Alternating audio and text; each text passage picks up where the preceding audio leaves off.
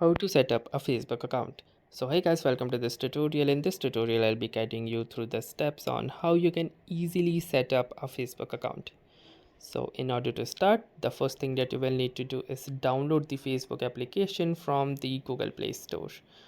And you can do so by going to Google Play Store and simply searching for Facebook and then clicking onto this install button, and once it will be installed, it will convert into an open button. So you can simply click onto this open button, and then from here you will need to type in your email address and password if you want to log in.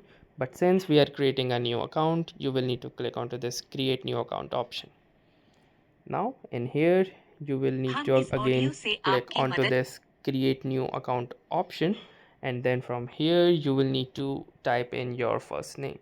So you can type in your first name and then also your surname if you want, and then click onto this next option. Now you can select your name and click onto this next button. Now from here you will need to choose your date of birth. So simply choose your date of birth and click onto the set option, and then click the next button. Now from here you will need to specify your gender and then click on to next button again. Now you can choose your mobile number, or if you don't want to sign up with your mobile number, you can sign up with your email address. So now from here you will need to search your email address. So simply type in your email address and then press the next button.